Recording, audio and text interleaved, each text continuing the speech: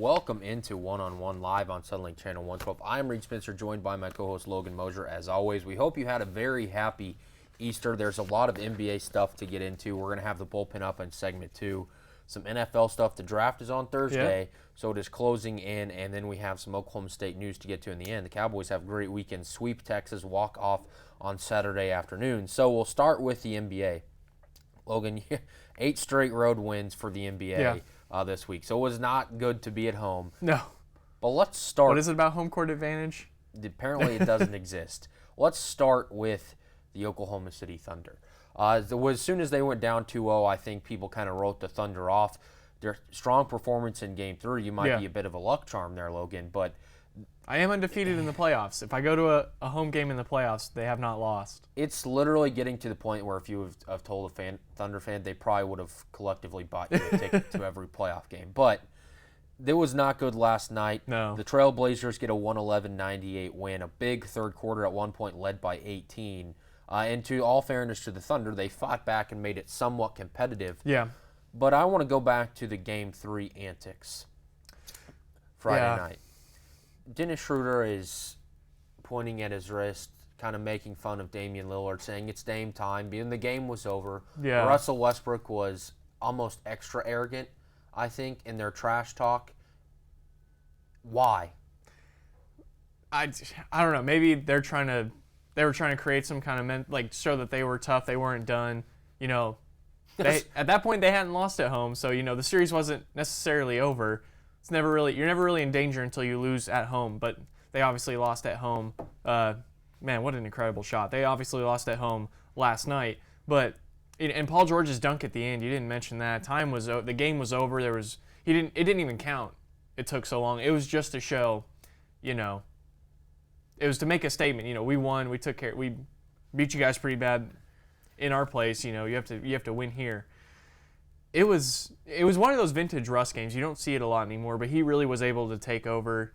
Played really well down the stretch. That was not the case last night. 33 points, 5 rebounds, 11 assists for Westbrook. Paul George is not even close to 100%. I think everyone knows that at this point. But it's over. I don't know why you try and, poke the bear like Damian Lillard or CJ McCollum, because it came back to bite them really bad. It came back to bite him in that game almost. Damian Lillard had a 25-point third quarter or something like that. So, I do like it, though. I like the chippiness. We don't see it a lot anymore. I like Russ and Damian Lillard going at it a little bit, but I like that. I don't like Dennis Schroeder pointing to his wrist and saying, it's Dame time. Like, all you do is shoot threes, man, and you're most likely going to be traded. Just pump the brakes on this stuff when a series is going this way. The Trailblazers were, I wouldn't say dominant because it was, a 2-point lead after the first quarter, a 4-point lead at halftime, but they beat the brakes off the Thunder in the third quarter. And then, like I said, the Thunder ended the third quarter on an 8-0 run. So they weren't ever completely out of it until the very end, the past couple of minutes. But McCollum, 27. One thing I think you do have to allude to is the Thunder did shoot 37% from 3. And that is a vast improvement from what we saw in Games 1 and Game 2. Yeah, and you can kind of expect that when you're at home. Your guys like your Jeremy Grants are going to play better at home. Your Terrence Fergusons are going to play better at home. Raymond Felton, those role players, they play better at home. Russell Westbrook and Paul George, they can be good in any arena. But, playing at home court, it matters for some of those guys to play in front of fans that are cheering for them, giving them energy. And Jeremy Grant, kind of the unsung hero of Game 3 on Friday night. I believe he only missed 1 or 2 shots. Up until the fourth quarter, Reed, he was perfect from the floor. 6 for 7 for the game, 4 for 5 from 3, 18 points from him in Game 3. That was awesome, but I hate to say this because I love this player and he does a great job. But they've got to figure out what to do with Steven Adams. He makes a lot of money, Reed, and the way the NBA's played nowadays with the way they attacked him in the pick and roll, they were setting the Portland was setting the pick and roll out like way above the 3-point line, and he's just so big and so slow he can't cover that, and they've really been attacking him this whole series. The Thunder are going to have to figure out if he has a place on this team if they want to have success in the modern NBA, because he's not a modern center, Reed. He's not one of these guys that can stretch the floor and shoot threes or, be a great rim protector. He's a great chemistry guy, a great locker room guy, and he has a good skill set, but I just don't know where he fits in today's NBA. Like, he can guard guys like Joel Embiid, some of those older centers, and Clint Capella, those guys that play closer to the basket. But, when you have Enes Kanter that can, he's not a great shooter, but he can shoot the three a little bit. And, you play against guys like the Warriors have when they had DeMarcus Cousins, even when they have Draymond Green. That's not a good matchup for the Thunder. So I think going into the offseason, they're going to have to look at that. I think he's owed like $28 million next season. Yeah, $26 million cap hit. Yeah. So it's embarrassing. Yeah, it is. But he's a great guy. And, he plays really well. It's just, I don't know if his style of play fits in the playoffs. Yeah, 29 minutes last night, 6 points. And when Portland really started to stretch the floor in the third quarter, that's where his 11 minutes were on the bench. And that's probably where he belonged. But the Thunder don't have anyone to play in his place, too, which is really unfortunate. Yeah, and you mentioned Enes Kanter, which he's awful defensively. Yes. But he's more mobile than Steven Adams. For sure. And I don't want to compare him, but a guy that got 18 minutes last night, and I keep alluding to this third quarter because that's when you saw when the Thunder's everything that was going wrong with the Thunder in this series was encapsulated in that quarter. Yeah. Zach Collins played less than 20 minutes, but was very effective. Yeah. And there was a point in that game, in that third quarter, where he goes down to get a rebound, and they're trying to get a jump ball, and all of a sudden he just starts running. And it turns into easy transition points. Yeah. And it's like, it seems like the Thunder are lost continually.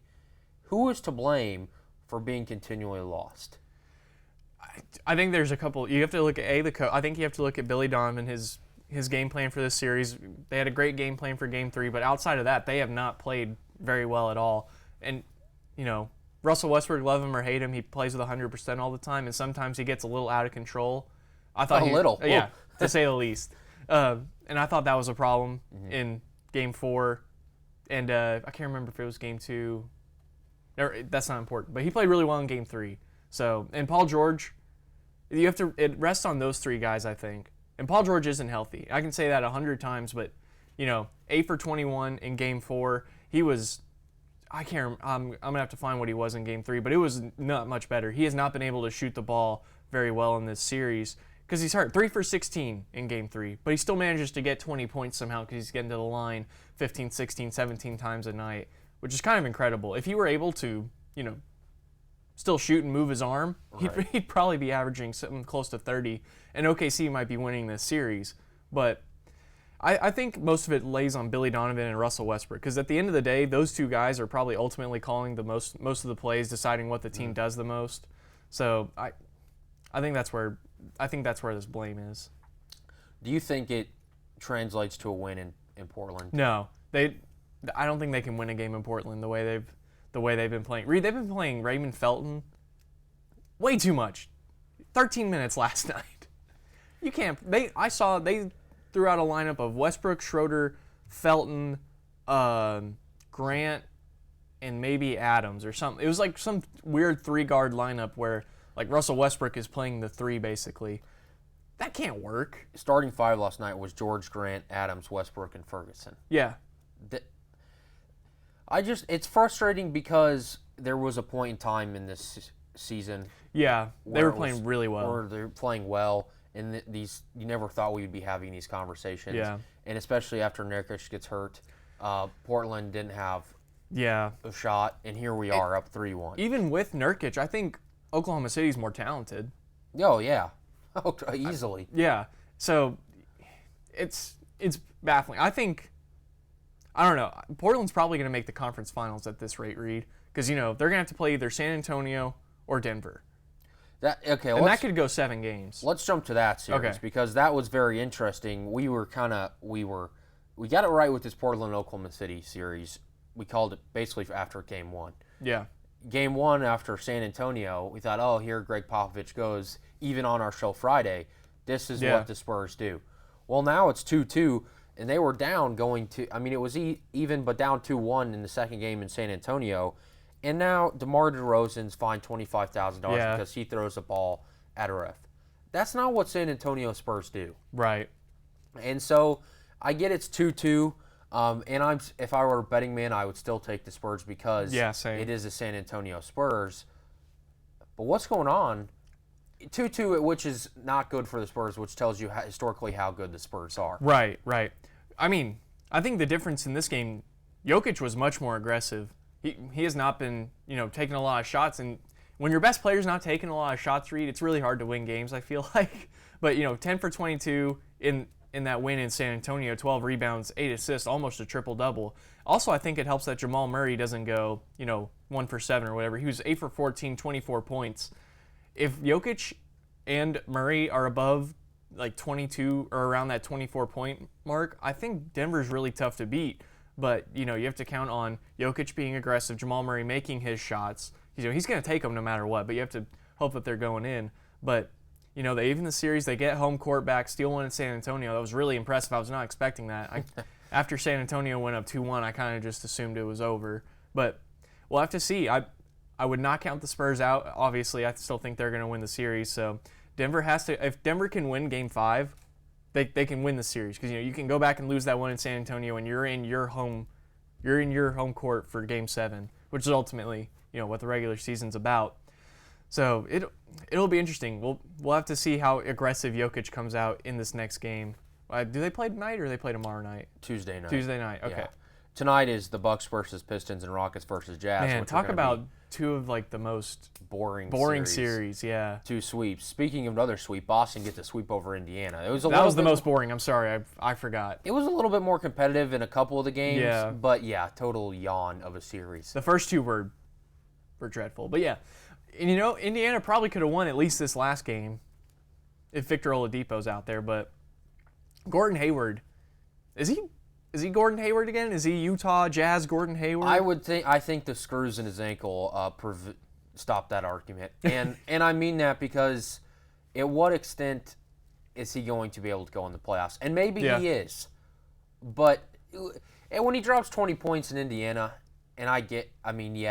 he's kind of back to his old self because he was never a player that was going to drop 60 on you. But I would say he's close to, but I don't think he'll ever be completely himself. But that was a good performance in Indiana. Still not a 110-106 win. Did this prove anything to you for Boston? Because now, and it's because they're the Boston Celtics, we want to see them. They're the premier franchise. You want to see them in big moments. I don't think they can compete with Milwaukee. I think they can compete with Philadelphia. Yeah. But I don't think they would be able to beat Milwaukee. No, I agree. This series proved one thing to me, though. They had too many guys. They lose Marcus Smart. It's terrible to lose anyone to an injury. But Gordon Hayward able to get 34 minutes in this game. Jason Tatum gets 36. Terry Rozier gets 19, but he's been playing more throughout the whole series. I think they've kind of figured out who their group's going to be going forward. Even if Marcus Smart comes back, I think Brad Stevens would have a really hard time trying to implement him back after, Gordon Hayward has played really well this entire series, really. Jason Tatum has looked more like his old self than he has all year. And I say old self, it's only his second year, but he's looked like how he was looking at the end of his first year in the playoffs. I don't think they can beat Milwaukee. I think they could beat Philadelphia again if they met them in the playoffs. I don't think they could beat Toronto either. I think Toronto and Milwaukee are just obviously the 2 best teams in the East. But I think Boston, they've kind of snuck into that, not sleeper territory, but they could potentially play in the conference finals if they play not perfect basketball, but really well basketball. Yeah, I don't think Philadelphia wants to see the Boston Celtics. No, not even. I don't think Brett Brown wants to get carved up by Brad Stevens again. Joel Embiid does not. Ben Simmons doesn't want to score 0 in a playoff game. And we can jump back into the NBA a little bit in our third segment, but I want to ask you really quickly, and maybe you don't get as bothered by this stuff as I do, but Joel Embiid making the Golden State joke, they're not going to lose to Brooklyn, but first of all, 2 years ago they won the title. First of all, Joel, so get your joke right. It's 3 years ago. And Why would he even mess with that? Dude, I don't even know. Like, I didn't understand it. Like, haha, it was funny, Jimmy Butler, hilarious, but you guys aren't even going to make it to the finals. Right. So and you're not even going to play if you do make it, because you're going to be hurt. Yeah. How about that? That's a joke for you, Joel. I just shake my head when these people make these jokes, because always, Freezing Cold Takes Twitter account always comes back to get these guys. Oh, yeah. Always. What if he jinxed them? I hope he did. I hope Brooklyn comes back and wins. We're going to take a quick break and make a call to the bullpen. Jason Cliccio and Barrett Guest. We're up next to talk about baseball. We'll be right back after this. One-on-One is brought to you by Tinker Federal Credit Union. Visit facebook.com/TinkerFCU. While you're there for your family, we're there for you. Tinker Federal Credit Union. And OSU Communications. Not sure where to park? OSU Communications has got you covered with parking tips and bus schedule information. We'll be right back.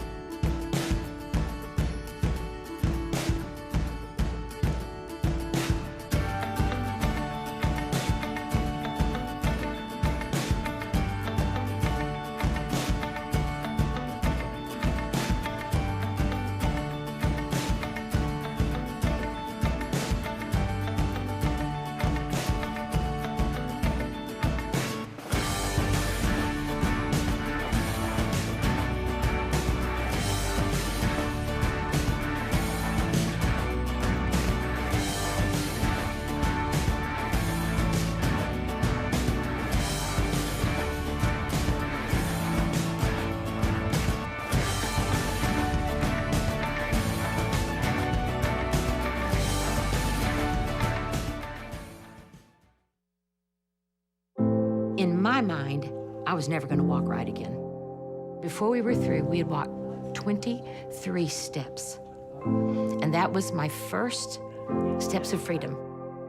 This patient is saying thank you.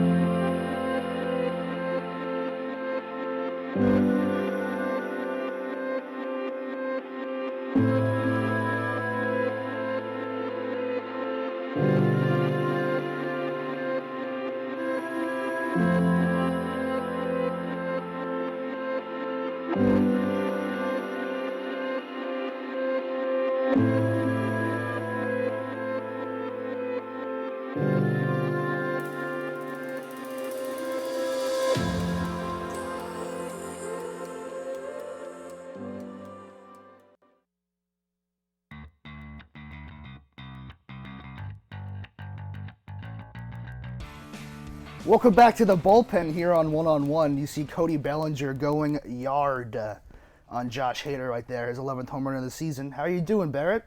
Good. Good to be back. Good to be back as always. Yep. We got a little bit to talk about. Yeah. Some fights, some altercations going on. Yeah, fights. The White Sox versus Royals, some fights at a Guaranteed Rate Field. Absolutely awful name, but they have to change that. Yeah. So yes, as I was saying, suspensions being handed out. Brad Keller gets 5 games, the pitcher for the Royals. White Sox shortstop Tim Anderson gets 1 game, and the Sox manager Rick Renteria also gets a 1 game. Was this done correctly? This was not done correctly at all. Like I don't even think even a little bit. Like that, I don't understand. On what part was it not? I thought the 5 games was very extreme. Yes. Okay. The 1 game for Anderson and the manager. I mean, I don't agree. I don't think either of them should have been suspended, but like at least only a game.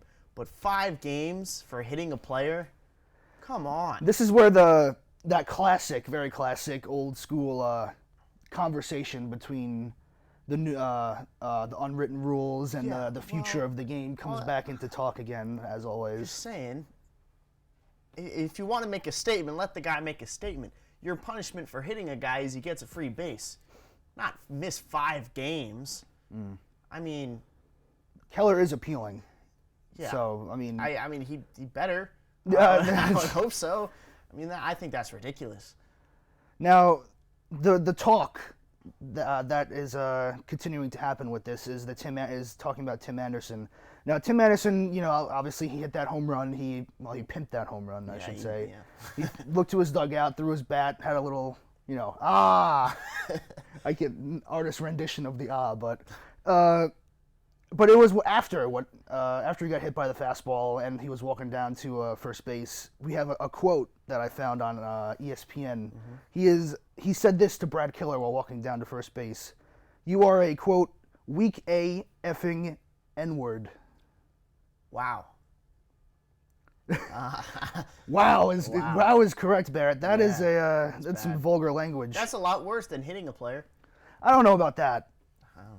But Anderson, obviously, he didn't appeal. He already served his 1-game suspension on Saturday against the Tigers.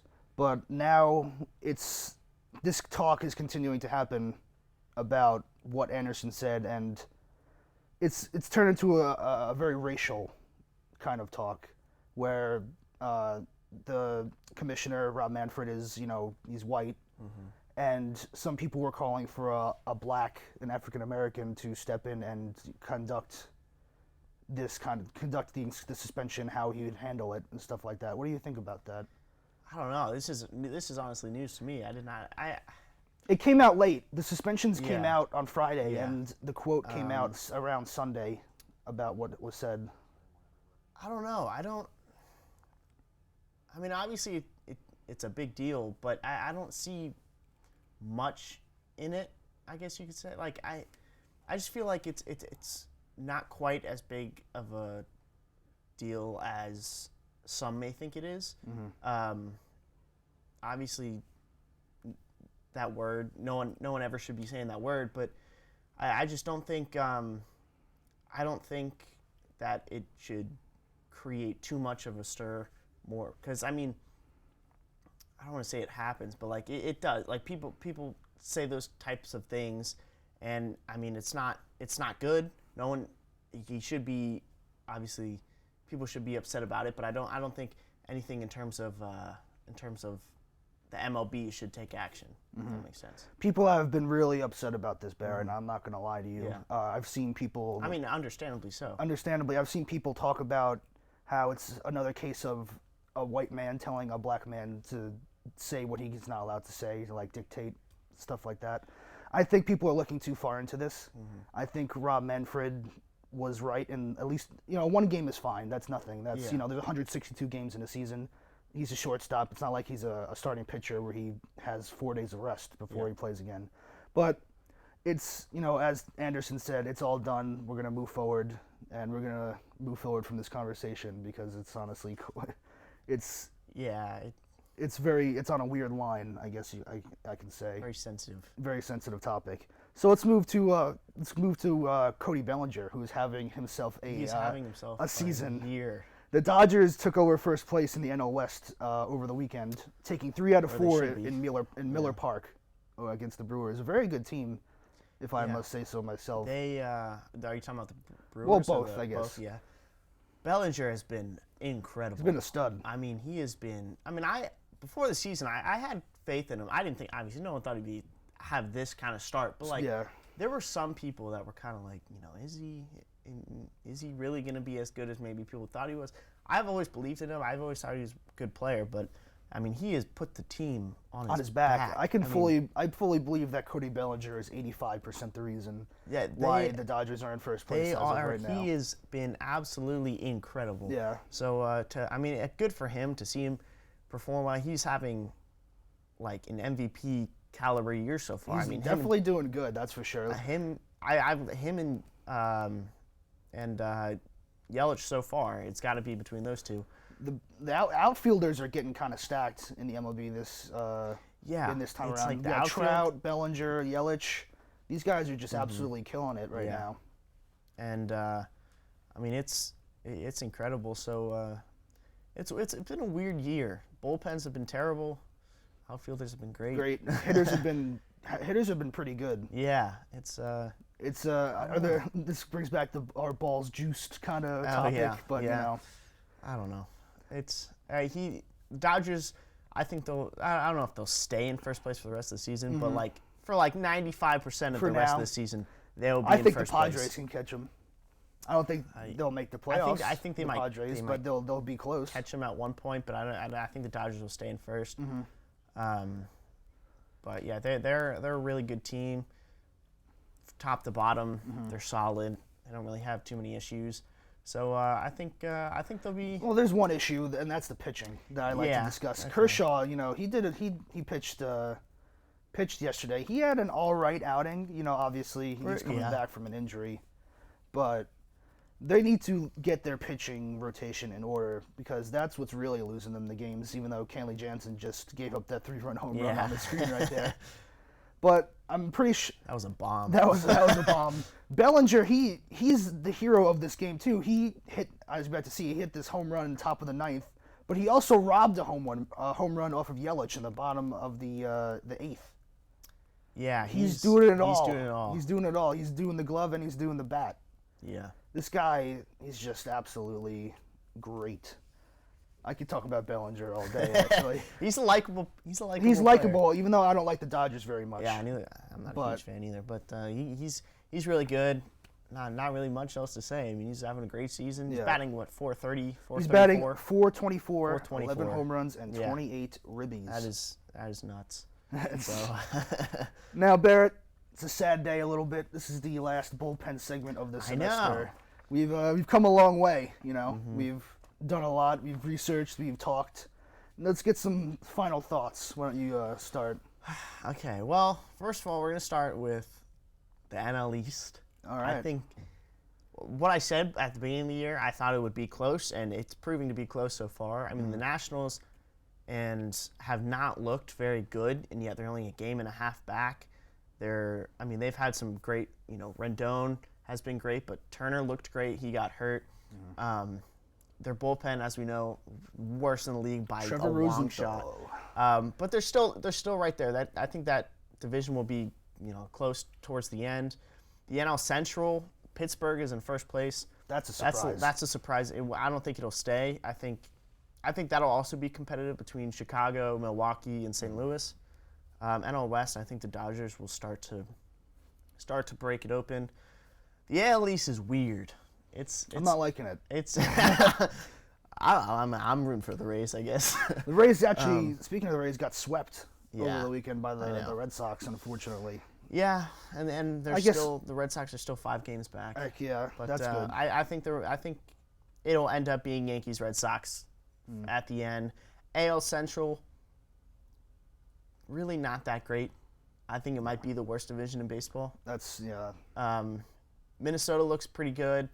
Cleveland hasn't shown what most people expected of them so far, but they're still right there. I think they could be a serious World Series contender if they start getting things together. And the AL West. AL West surprises me, Barrett. I'm not gonna lie. The AL West might be the best division as of today. It is weird. The surprising thing is last time we talked, we were talking about the Astros and how we're like, oh, they're back in first. They've won, 9 straight games. We're like, they look good. They'll probably stay for the rest of the year. And the Mariners caught up to them. The Mariners are very good. Even the Rangers, who definitely have some problems with pitching. They have nothing. They're scrounging up runs. I mean, they won 11-10 yesterday. That was a great game. I watched that game. Really? Yeah.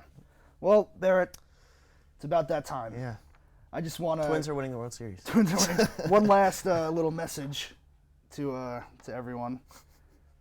Yankees smoked the Royals. If you can't see that, love you, Reed. Barrett, it was a pleasure working with you this semester. It was great until September, or I guess August. Yeah. Well, until August. Thank you for watching The Bullpen here on 1-on-1 from Jason Cliccio and Barrett Guess. Reed and Logan will be right back after these messages. One-on-One is brought to you by Oklahoma Christian University. Get your master's degree in accounting, business administration, theology, engineering, computer science, or cybersecurity from Oklahoma Christian University. Apply at oc.edu/grad. Oklahoma University is committed to offering the best graduate school experience we possibly can. Come learn and grow with us. And The Table. Stop by The Table on Thursdays at 8 p.m. to join their Bible study. Shoot Rachel an email at rachel@thetableosu.com for more information. We'll be right back.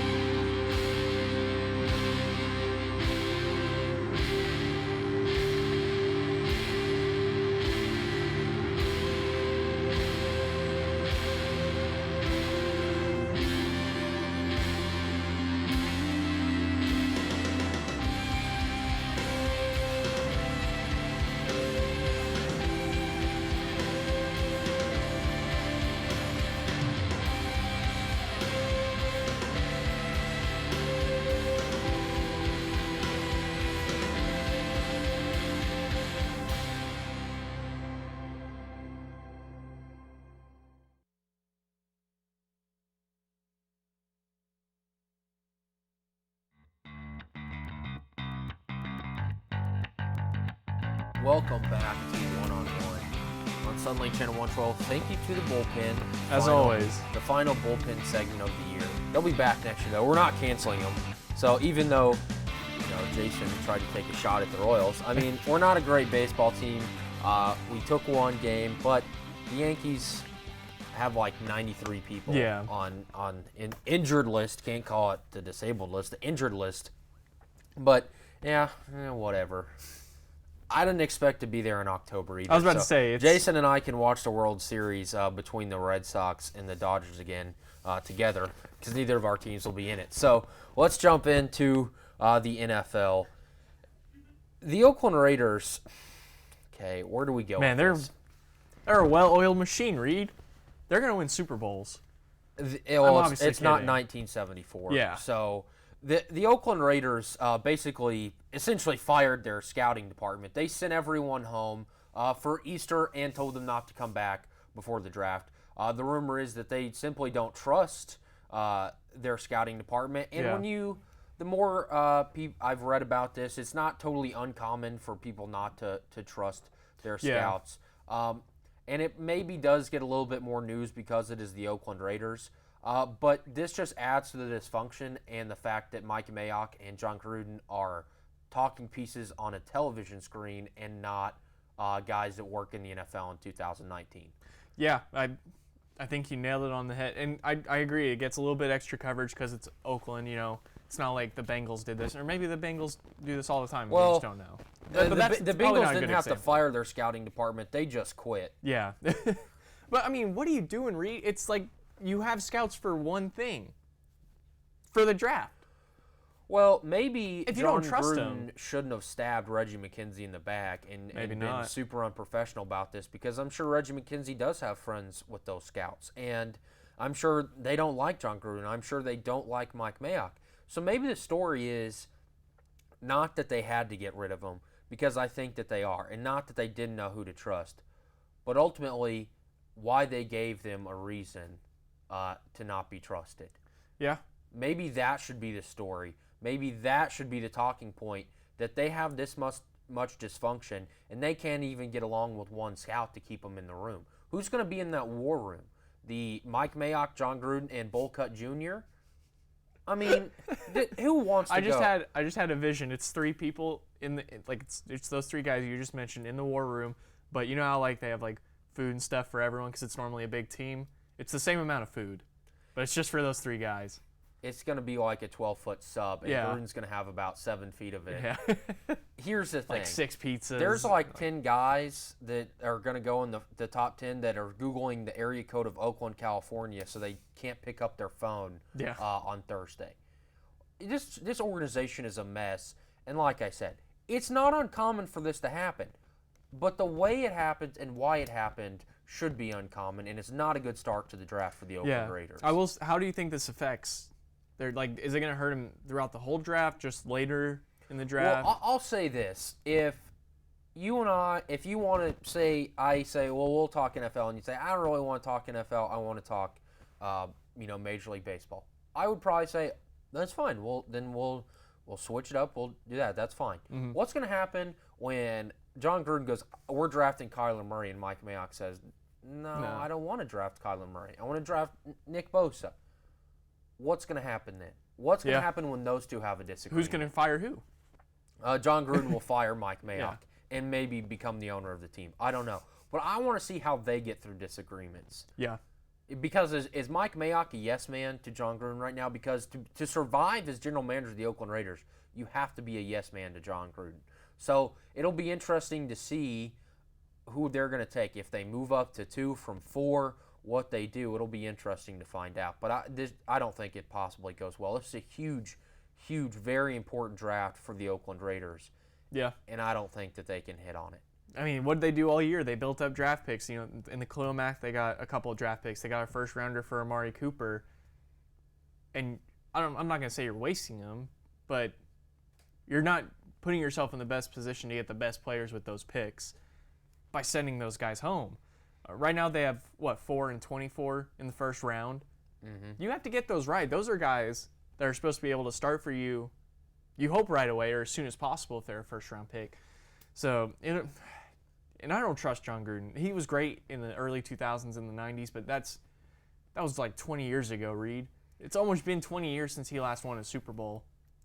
Or even been remotely successful. He didn't even win a Super Bowl with his players. Right. He won a Super Bowl with Tony Dungy's players, and he didn't make the playoffs his last 6 seasons in Tampa Bay. Yeah. He didn't make the playoffs in his first season in Oakland. He's overpaid, overrespected, and doesn't understand how the National Football League works in 2019. I don't. They have 2 TV analysts running their franchise. Yeah, but it's good entertainment. I hope it never ends. It's great entertainment. Absolutely great entertainment. By the way, do you know what happened 9 years ago today? Can I get a hint? The Denver Broncos drafted Tim Tebow. A legend, Tim Tebow. He went on to win a playoff game. He did win a playoff game. So I did see that earlier It was today. the transition from a playoff game win over Pittsburgh to Peyton Manning, so it's not awful. But I just wanted to remind you that. Did you have a Tebow jersey? I did not. Thank goodness. Fake fan right there. Yeah. Fake fan. But yeah, 9 years ago, it's been a roller coaster ride. Now he's playing for the New York Mets in their farm system, so it's been a wild ride for. What a transition. He lasted 3 years? Yeah, 3 or 4. Yeah. Won a playoff game. Yeah, bounced around the Jets a little bit of time with the Patriots. Yeah. Fun story for Tim Tebow. But let's jump down to Jacksonville. Oh my goodness. Jalen Ramsey and Tom Coughlin don't seem to be getting along too well. In the State of the Franchise address, which that's a real thing for the Jacksonville Jaguars, that's not been it's not good. Not been a lot of great speeches there over the years. But he didn't say by name Jalen Ramsey, but the 2 guys that aren't there said, we need to be building a team. It's all about leadership, this and that, because Jalen Ramsey's not at voluntary workouts. Jalen Ramsey responded to Tom Coughlin and on Twitter and said, my teammates know why I'm not here. He's spending time with his daughter in Nashville. I don't have a problem. Listen, I don't like Jalen Ramsey. I think he's too mouthy, and he's a great football player, but he's too extra. But here's my thing. He's an elite player in this league, especially at his position. Yeah. Why would a guy like that be doing cone drills with a bunch of rookies or second-year guys and the team when he could be working with a guy I'm sure he pays a lot of money to work out with and doing his own regiment to be the best he can? Why would he be there? It's voluntary. Right, and it's not even like he's not doing anything. He's working out, but he's reportedly spending time with his family, and he's in Nashville training himself. And he said, "I'll be there when it's when it's mandatory and I have to be there." But he chose to spend time with his family and still train. I'm with you, Reed. Like, this is a bad look for the Jaguars as an organization. Not even for Jalen Ramsey. Jalen Ramsey comes out of this looking better than he normally does whenever he only gets Tom involved with Coughlin could stand to make Jalen Ramsey look better. Yeah, but it's so weird. It was Jalen Ramsey and one other guy wasn't there. I don't know why. Telvin Smith. Yeah, I don't know why he would go out of his way. Tom Coughlin would go out of his way to go at these guys. Like, it's not like they're missing. It's voluntary off-season conditioning. It's not even OTAs. Jalen Ramsey said fully aware and voluntary, meaning I don't have to be there, but they know the exact reasons I am not. My teammates know it's all love and know I'll be ready when it's time.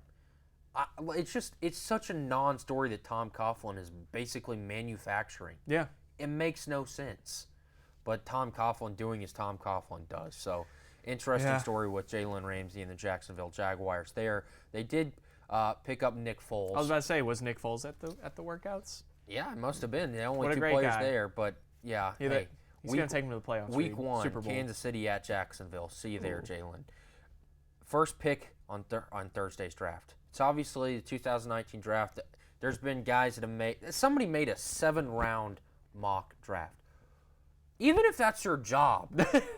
What? That's a lot. That's a lot of work. What? At that point, I feel like when you get to like 5 or 4, do you just like start picking guys? I do that after the top 10. I mean, I love the National Football League. Football is my favorite sport, but a 7-round mock draft? Yikes. That's crazy. That's a lot of time and energy.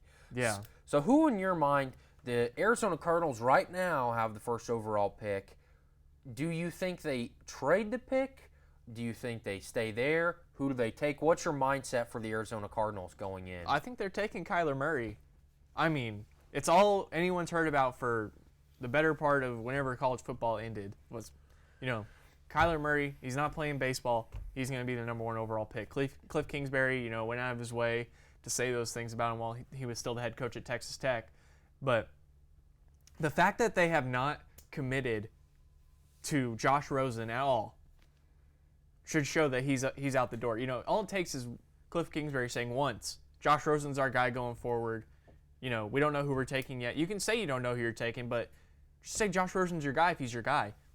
I don't think Josh Rosen's going to be on this team past Monday next week. He could be gone by next week. I think he could be gone tomorrow. He could, yeah. I mean, yeah.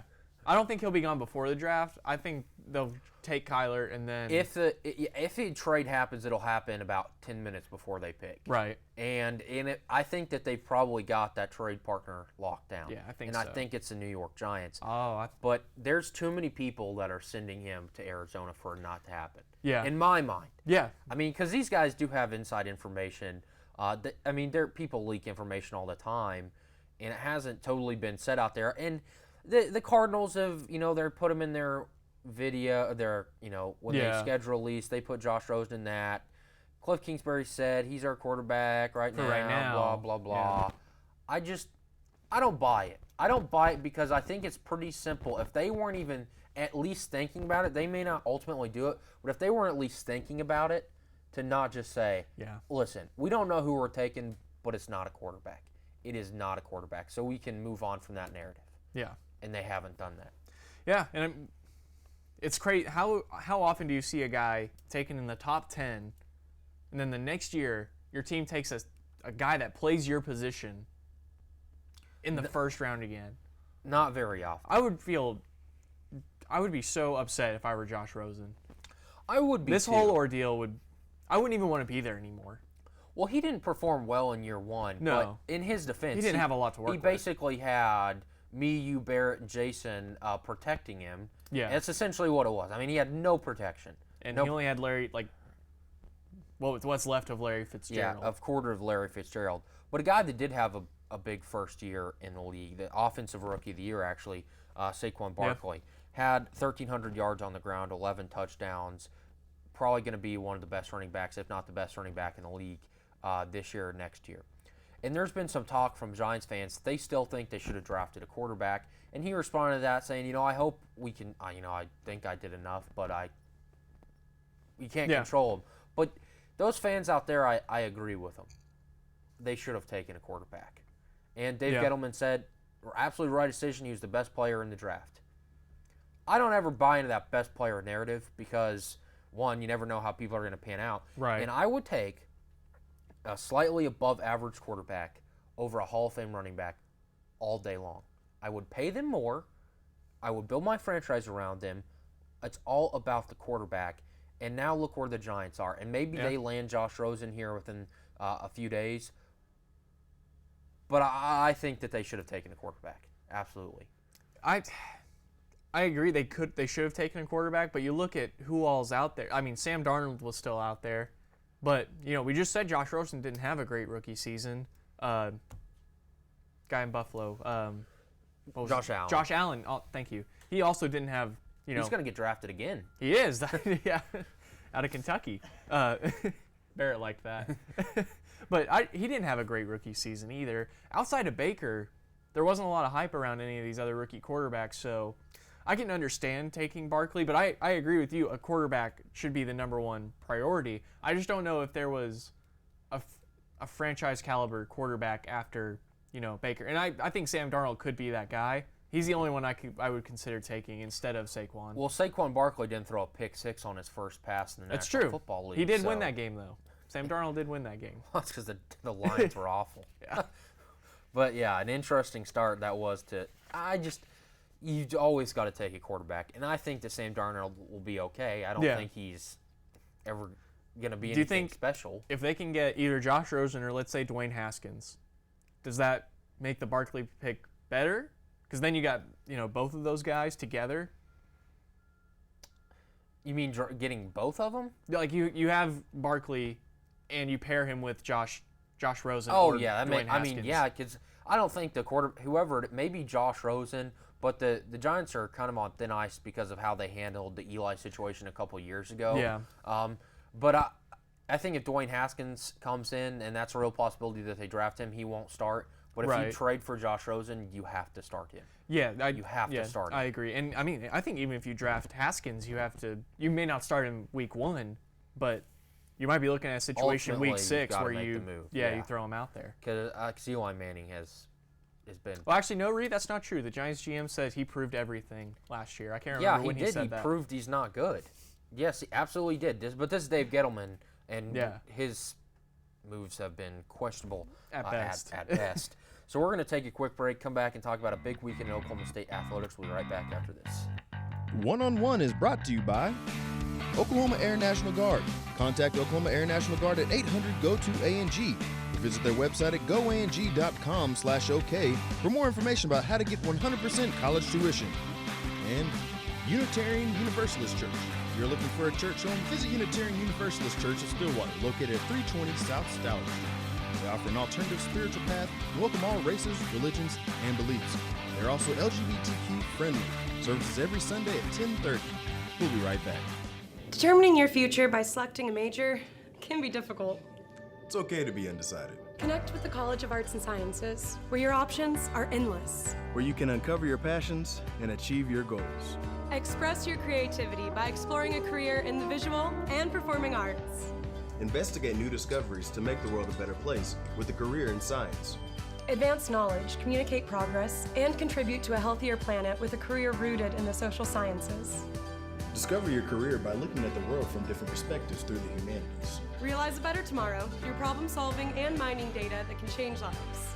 CAST prepares you to succeed through internships, study abroad, student-guided research projects, and service activities.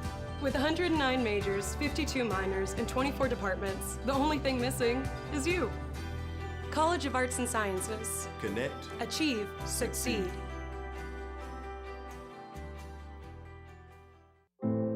when you have a team of physicians and nurses that really truly care about their patients, that translates into patient care. It's a small practice, it's a small town. Everybody really takes that time to put the patient first. Everybody cares what's happening to me and that I'm making progress and I'm gaining my freedom back and my mobility back. This patient is saying thank you.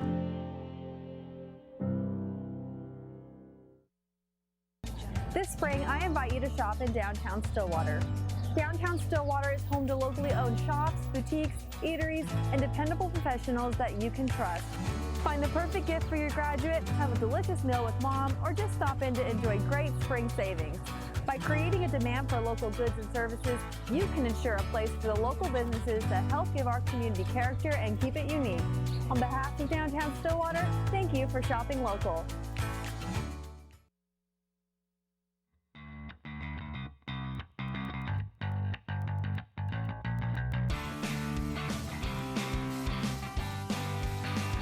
Welcome back to One-on-One on Suddenly Channel 112.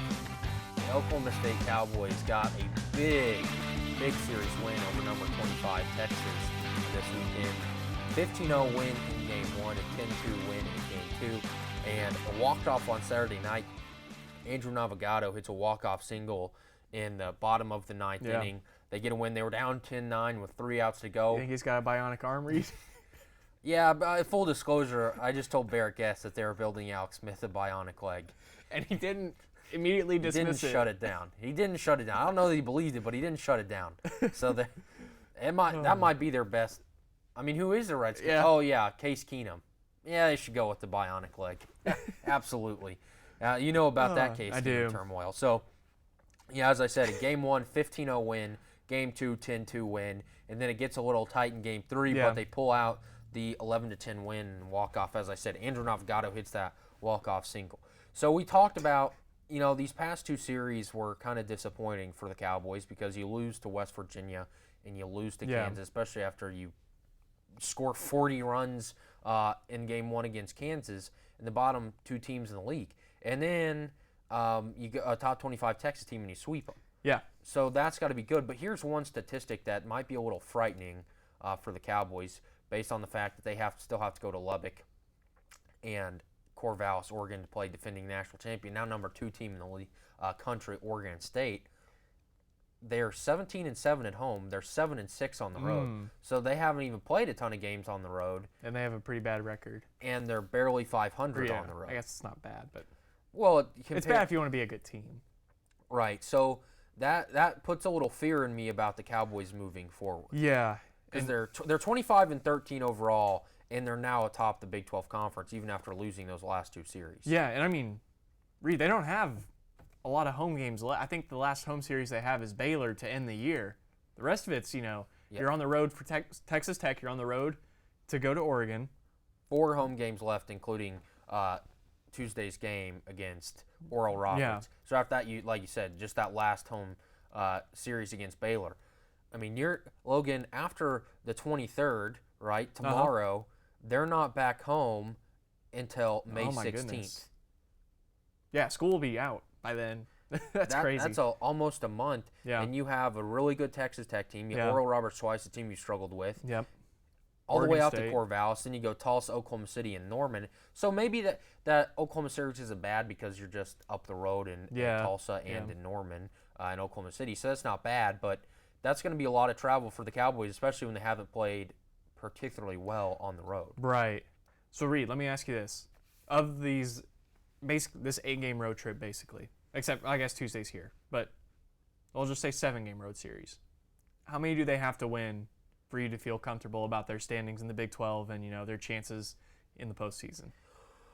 Well, the good news is the 2 against Oral Roberts in the series against Oregon State is not going to count towards Big 12 play, but you do have Texas Tech, a Baylor team, and OU.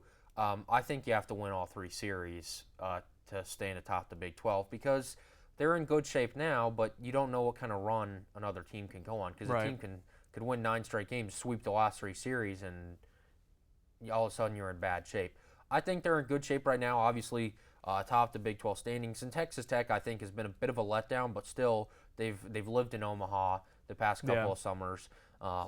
in OU and Baylor. But I think they're in good shape, but I think they have to win all of their series. Yeah, I mean, I don't know if they are you saying Big 12 series or Big 12 series? Okay, because I mean, you could really honestly you could go 0-4 against Oregon State and Oral Roberts, and it'd be fine. Yeah. It doesn't count towards Big 12 play, but overall, you need to win those. Yeah.